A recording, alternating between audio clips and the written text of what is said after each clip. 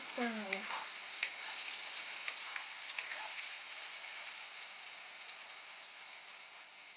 এটা মিক্স করতে থাকবে, কিছুক্ষণ ছাড়া ছাড়া, নাহলে এটা দুইটা বসে যাবে। এখন আলুটা ব্রাউন কালার হয়ে গেছে, এটা আমি পেঁয়াজটা অ্যাড করে দেবো। পেঁয়াজটা হালকা ব্রাউন কালার করবো, বেশি করলে হবে না।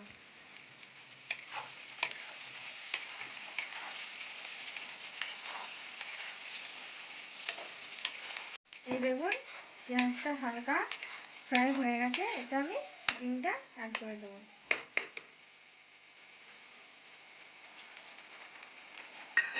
আর এটা মনে রাখবেন, আপনারা চাইলে ডিমটা না দিয়েও বানাতে পারেন। আর আমরা গ্যাসটা মিডিয়াম রাখবো।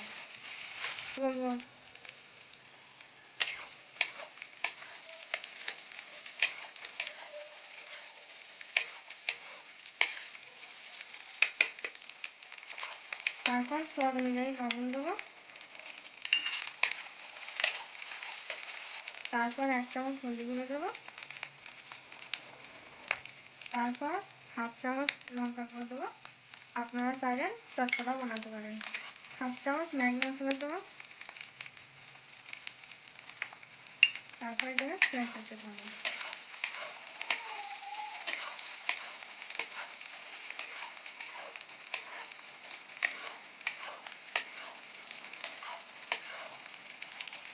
ডিমটা ফ্রাই হয়ে গেছে দেখুন। এরপরে আমরা টমেটোটা দিয়ে দেবো।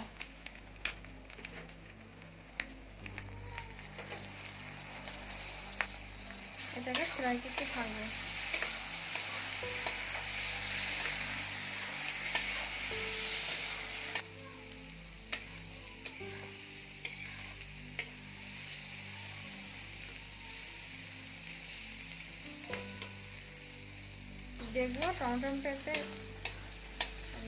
দেখবো এতে অর্ধেক টমেটোটা গলে গেছে।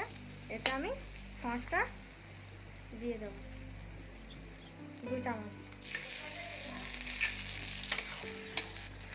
আপনারা চাইলে দিতেও পারেন, নাও পারেন, এতে দিলে টেস্টটা বাড়ে।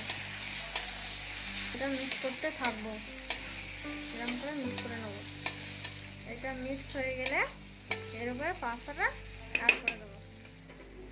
দেখুন পাস্তাটা আমি এতে ঢেলে দিচ্ছি। এটা আমি মিক্স করে নেব।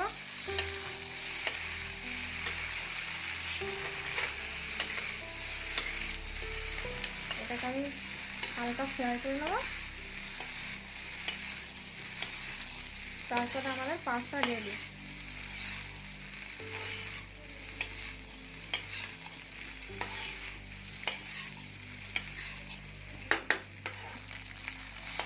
দেখুন আমাদের পাস্তা রেডি হয়ে গেছে।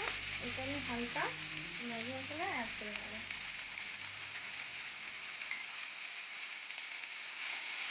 এটা মিক্স করে আমরা এটা ঠান্ডা করে দেবো। আমাদের পাস্তা রেডি।